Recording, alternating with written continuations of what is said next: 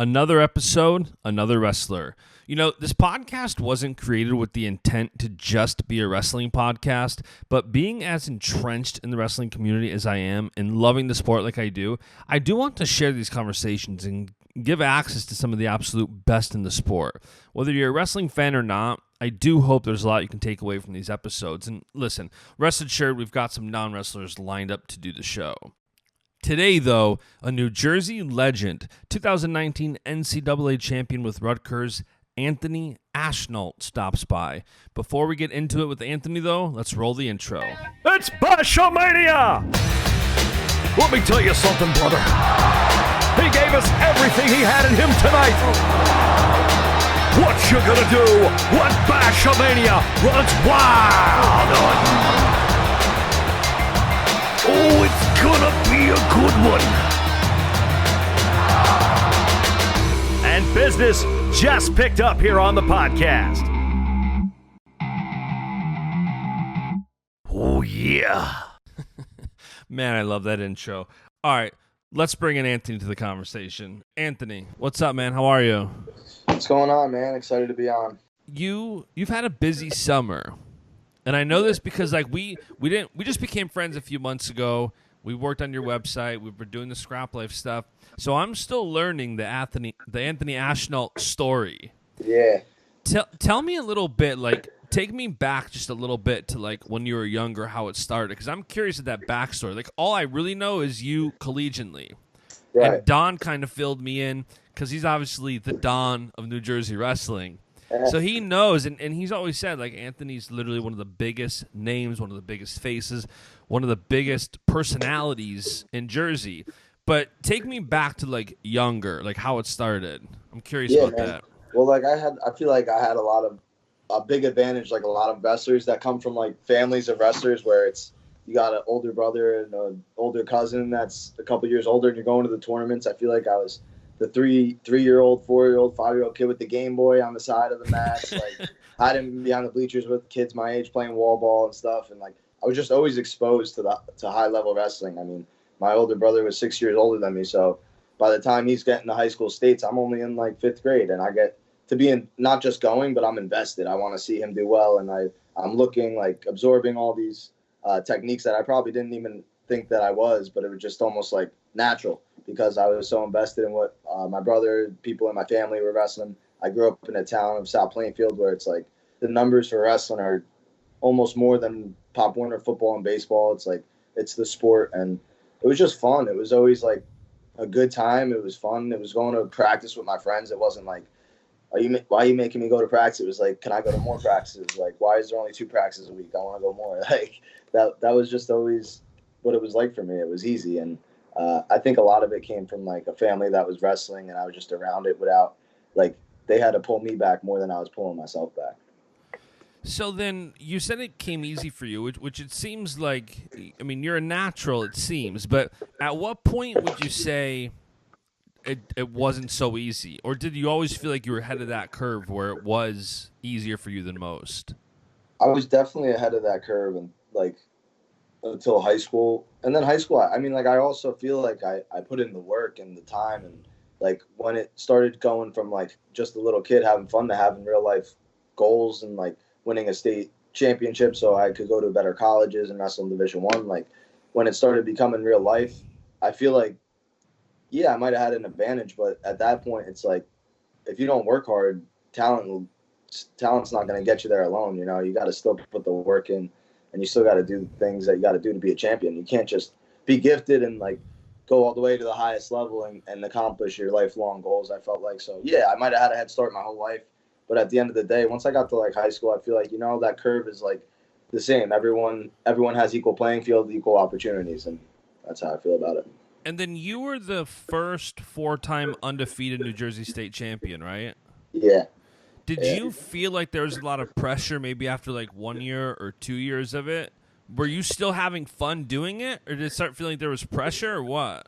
It was a cool experience for sure. That was the first time I felt I was prepared for maybe what I faced this year in college, trying to be the first Rutgers national champ with Nick Soriano, and that kind of pressure. I was kind of prepared for it because my senior year of high school, man, it was people coming to my practice like every other day, asking me questions. Like it got to the point, like I'm not this kind of kid at all, but it got to the point where I was telling news people after my match, being a 17-year-old kid who should probably enjoy that kind of experience, I was like, I'll talk to you after the season. Like I just got to the point where I was like, this is a really big goal of mine, but you guys are just making it like taking my love out of the sport a little bit kind of thing. Like, you know, I just really took myself out of it as much as I could and went to practice, worked hard. And outside of that, I try to like get my mind distracted, but it was so much pressure around it, but it's cool, man. Cause at the same time I looked at it like not everyone has that opportunity, you know, and pressure can make diamonds or it could break you. And did you feel like there was, I mean, it's funny, there's so many different, in talking to Jordan yesterday about it, your mindset changes when you're, you know, for him, we were talking about the fact that when he was the first world team, he was a single kid. Then it was like, okay, now he's married. Now it's like, okay, I've got 2 kids. Your mindset changes and even when you're young and you're in practice, you just go for 2.5 hours expecting nothing. Like, you don't know what to expect. You just know you're going to get your butt whooped, and then you're going home. No other thoughts. And then you have these challenges, and they're so different because back then it was, okay, there's pressure to be a 4-time undefeated state champ. I can't lose. I got to be 4 times, all that. And then you had setbacks in college like an injury. Now you have going to make an Olympic team at a weight that's just stacked. Like, it feels like you keep getting such different fields of adversity. Do you deal with it the same?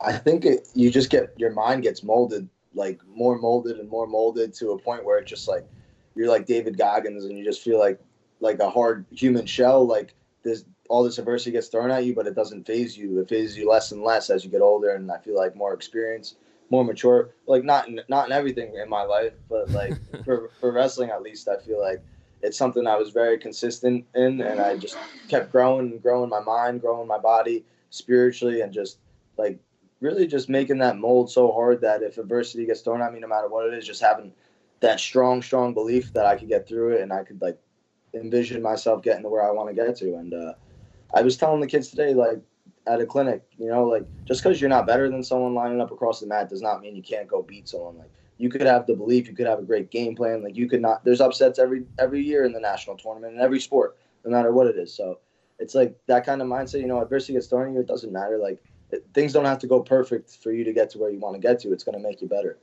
And when you say you know, I'm always fascinated. Like when you say you're growing spiritually, and there takes a lot of accountability and self-awareness. What do you do to get that? Like, you know, at this point right now, you know that, okay, I have to be better than I was in college, where I had to be better than I was in high school. Now next year I'm going to have to go out, be guys like Zane, Yanni, a stacked field. Like, how do you continue to grow spiritually? How do you continue to have more awareness that lets you continue to, you know, you mold your mind, but I'm imagining you mold it with different things. Kind of like in school, you have one goal, but your curriculum's different to keep building it. Yeah. Well, so I my junior going into senior season of college, I had 2 surgeries where I had to take a medical redshirt year, and I had a labrum and biceps tendon surgery in my right shoulder, and they scoped out my bursa sac in my left knee, but it ended up getting infected, so I had to get 2 surgeries for it. Like, it was just a big mess. It was supposed to be a 1-month total recovery for it. It ended up being like 5 months. But during that process, it was like, I think the most I've ever grown spiritually and mentally. I went to like a low place where I was like, I'm just going to graduate college and not even wrestle my senior year. Like, I don't even care anymore. And like all the pressure I had my whole life just hit me in those kind of first few weeks of those surgeries. Just like the emotions, like, damn, like I didn't realize all the pressure that was really there, because I got to just kind of grind through it a little bit. And then like when it settled in, I was like, I didn't accomplish being a national champion. I did some great things. I was a 2-time Big Ten champ at the time. And I was just like, you know what? Like, I don't even know if I love the sport anymore. And then it, like, you go through weeks, I started getting better, healthier. And like, I started reading for the first time, like kind of motivational books, like mindset books, Napoleon Hill and things like that. And I was just like getting different mindsets. Like, okay, what do I want to do in my life? Do I want to coach college wrestling? Do I want to get back and compete?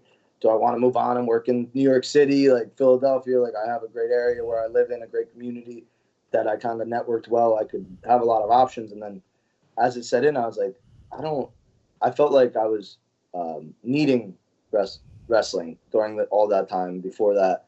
And now, like, my mindset just started changing. I started wanting it back. I wanted to wrestle. I wanted all those pressures again. And I started missing, like, taking my mind to the spot where I was never going to have it again made me miss that grind and miss that, like, Totally. that fight where people didn't believe in me and I wanted to prove them wrong a little bit. Like, that's one thing that I really love. Like, when I have a stacked 65 kilogram weight class, and, like, I'm not dumb. I know deep down a lot of people probably don't think Anthony Ashnault's going to be the guy, but, like, that's cool to me, like, that I could go make that happen, because I really do believe in myself. So Right. that's cool to me that, like, people are probably counting me out, like, and they've done it my whole life, and it's cool. Like, that really motivates me the most.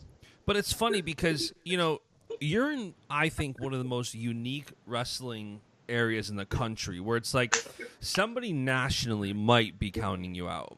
But New Jersey wrestling fans are a world of their own. Yeah. There is no, like, Jordan and I were talking about the fact that when he can be in a wrestling arena, he's probably the most known wrestler there is. But you step outside of that arena and barely gets recognized. Right. And the same can probably be said for you in that realm where you're a legacy in New Jersey. Like, you see, like, we released Mobbin gear, and you got 75, 100, 125, 150 people buying shirts, like, within days, posting pictures nonstop. Like, I believe if you asked a lot of those people what's going to happen at the Olympic trials, 100% they're going to say you're going to tech the field. Like, there's such a love.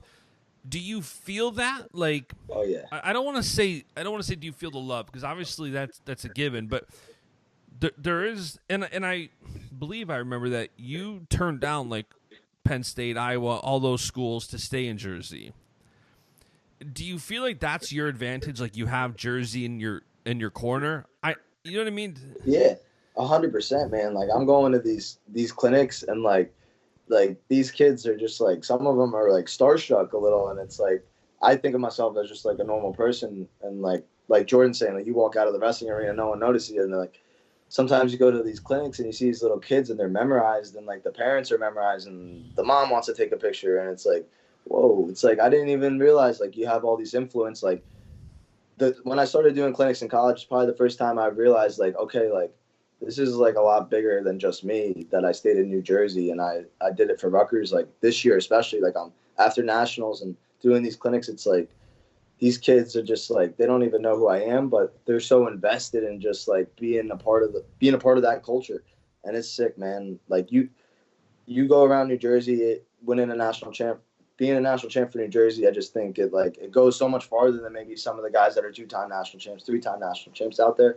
Like honestly, I go around New Jersey and a lot of people will recognize who I am and stop me, not just in the wrestling community, but wrestling in New Jersey is a good culture. So it's like, it's all over the place. And people were, after you won NCAAs, people were tweeting about that. Like, you don't understand. Winning one NCAA championship in New Jersey is equivalent to winning 3 NCAA championships, maybe like at Penn State or Iowa or at a school where it's more expected. So Yes. You don't get as much credit, because it's like, okay, Iowa has another national champ. Okay, Penn State has another national champ. It doesn't get as celebrated. Yeah. And I think from what you went through in Soriano, and this year for New Jersey wrestling, it has to be one of the biggest years in New Jersey wrestling history. Between you and Soriano winning NCAAs, you had, Mekhi Lewis is from Jersey. He won NCAAs. Anthony Cassar. Yeah, Cassar. You have, like, 40% of the NCAA champs are from Jersey, and then you have Graf and Downey at the NJRTC making the world team. So much. Does that influence what you want to do, both, while you're still competing and after? Well, yeah, it does. But like, to be honest, at this point in my career, what I've done, like, I really wanted to be at Rutgers at this point. Like, I'm kind of willing to like wait around, or like do what I have to do to make sure that, like, if I want to coach at Rutgers, like coach, it's going to probably be at Rutgers. And like, that's what I want to do. That's where, like, I see my vision going. So, yeah, like, it's awesome that NJRTC is there, but they could have a hole in the wall there. I think I'd be there, like, I'm just committed. That's me. It's part of who I am. And I think they feel the same way. And when you say that if you weren't wrestling, like when you were in that dark place and you would just go to New York City or Philly, I'm curious, what would you do? Like, did you have your mind on something, or was it just the excitement of the cities? Like, It was just like the excitement of the network, because we have awesome donor alumni kind of association with the Scarlet Knights Wrestling Club, NJRTC. A lot of guys involved in different kind of businesses. It's like, no, I mean, my major wouldn't have been anything I probably would have been going to do, but like I knew I could figure it out and like probably do well financially if I wanted to do something like that.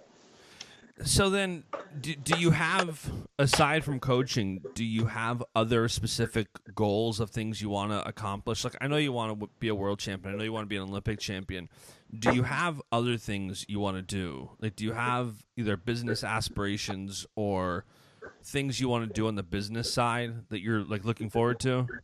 I don't really. I'm trying to figure that out. Like, if I want to, like, I still don't even know if I really want to coach college or if I want to, like, I definitely want to be coaching wrestling, whether it's at college level or like opening up an academy or like a wrestling club of my own.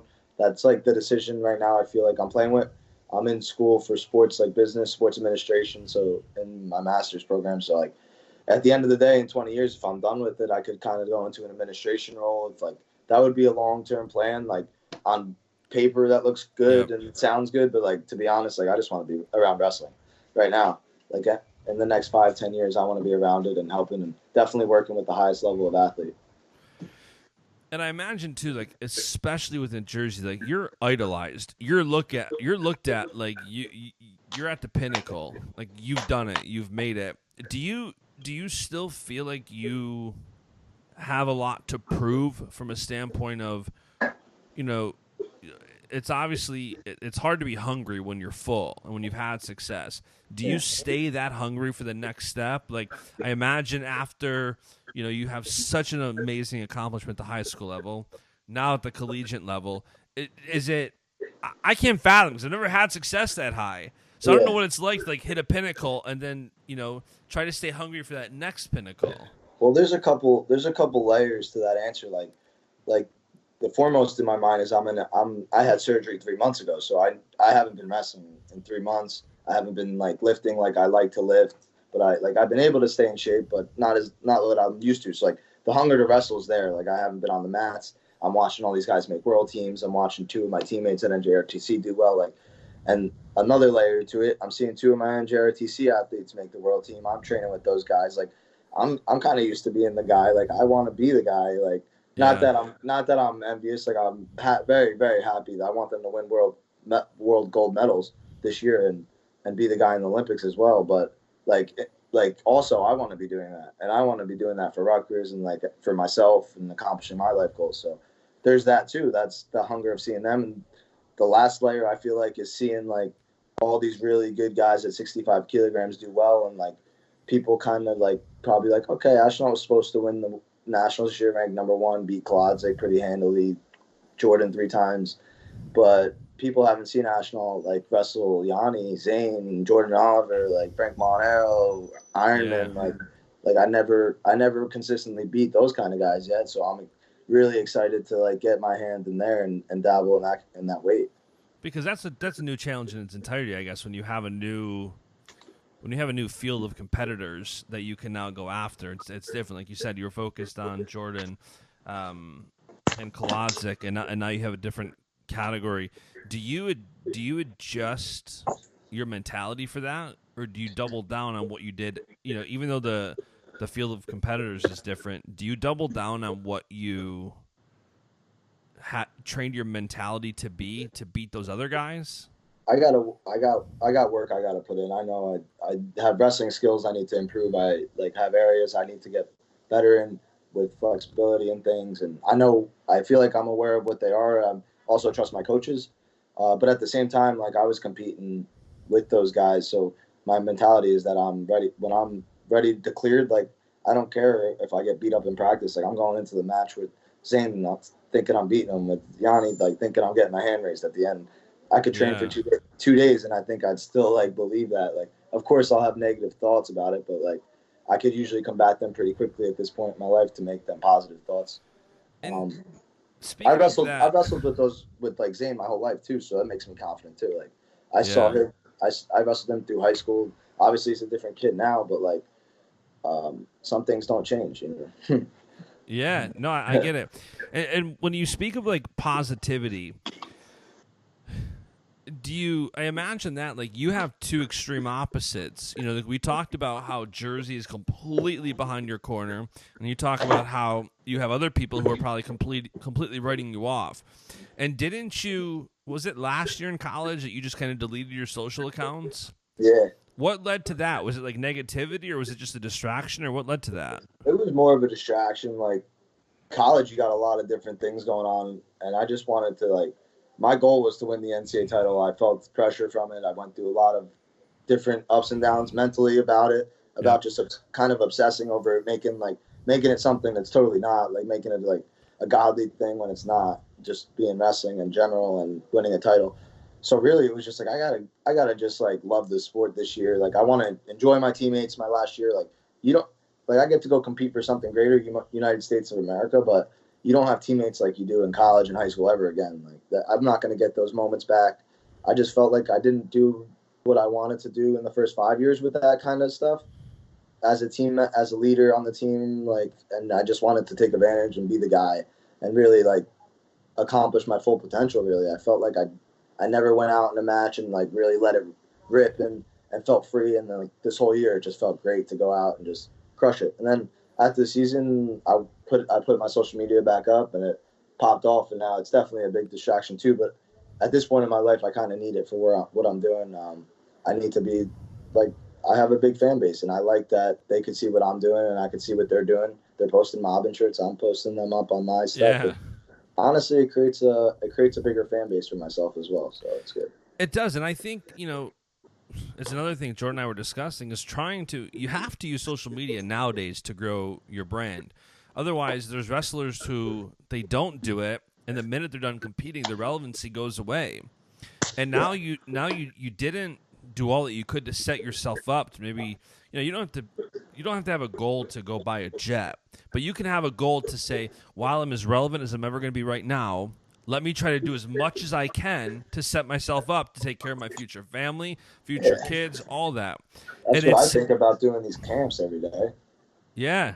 And it's like trying to figure out how to athletes growing up, like my generation even. I'm only 33, but I didn't grow up with social media. Like I grew up trying to figure out the whole internet, not social media. Now these athletes come up, and these guys in college right now have 50, 70, 80. I think Soriano's got like 100,000 followers. It's nuts. It's like it's a whole nother level of competing where you now have to worry about what you're doing. And from a brand standpoint, if you want to set yourself up, I don't think we're in a world anymore where just winning gets you there, right? Like it used to be personality or something. Right, because you have it's more about, okay, this guy's engagement is this or that. We want to get a huge return. And now if a brand or a business is looking at it from a return standpoint, so it's an interesting point. Are you, I don't want to say are you worried about it, but have you given thought to managing your social? No, more like managing your social while you go try to compete for the Olympic trials.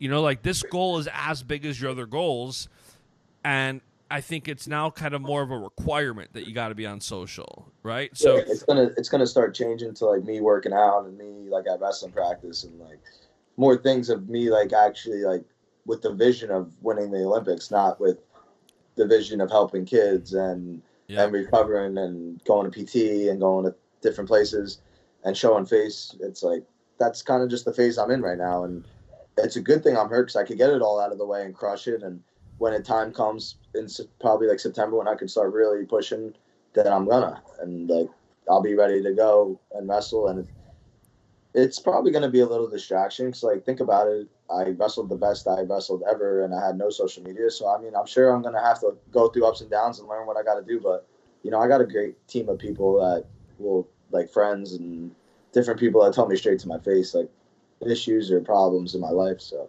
I don't really think it'll be that difficult to manage and do a good job with it.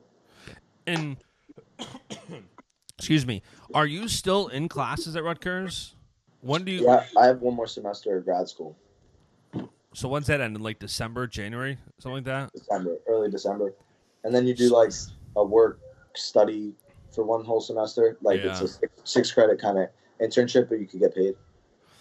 So that'll be nice too, that once you're healed up and you really get to start going in September and into October, you're also getting to that point come like December where classes are going to die out and you can finally stop. Classes are like, yeah, they're real. The classes in grad school, it's more open conversation and learning like in the classroom, I feel like. So like, grad school has been a lot better to me than like undergrad. Undergrad, I felt like I was in more like open lecture halls where it's like I had to learn stuff on my own. And yeah.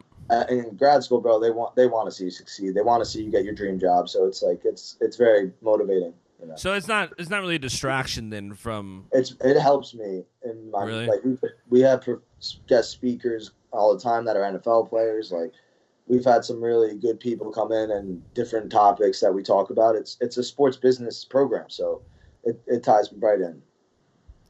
Yeah, that's interesting. I'm trying to think of anything else other like distraction-wise, like the differences going from your collegiate career. It's kind of nice, too. For me, I know I would probably like that, too, because I don't like change. So I would like the consistency of not having to change my whole life and get in my own head about changing things up. Like I know some people, especially in sports, are neurotic about doing things different because they're like, no, this is the way I do it. This is the way I do it. I got to do it this way. Is there anything else that you're going to do like different or maybe the same leading up next year to the Olympics and Olympic trials? I'm feeling less nervous than I've ever felt about competing. Yeah. Like this year, it was sometimes almost hard to get like excited for matches. I'd be so like just low and but like it was cool because it just felt like practice some of the times. Like I just felt like I was going out there, I was loving what I was doing, but it was like another day, and I was just like grinding and going through, crushing it. And like even though I'm gonna face the best competition probably I've ever faced, gonna be the toughest challenges I've faced. I'm more excited than like I'm like I want to see how good I am. Like, can I beat like these guys by 8 points, 10 points? Like I kind of believe I can. Like I haven't seen it yet because I haven't done it, but I want to see if I can. Like I believe in myself to get to that point.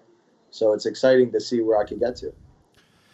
Yeah, that's interesting. Last thing, then I'll let you go. I know you're busy. What are you looking forward to coming up? You know, is it all eyes right now just on the Olympics? Is there other stuff, or is it just what you're looking forward to and what your focus right now is Olympics and just that? No, I say the most thing I'm looking forward to is getting the chance to like just be a guy that helps my teammates this year. Like I'm excited to coach those guys a lot. Like there's some of the guys that like really helped me just being a workout partner that I just kind of want to get back to. And like there's days I went in there and maybe I beat them up or something. Like it was my practice kind of thing. Like, and I'm just looking for the opportunity to like, I want to see those guys succeed. Like maybe a 49 pounder or 41 pounder, like, Jojo Aragon has hit me up every week, and like I just can't train yet.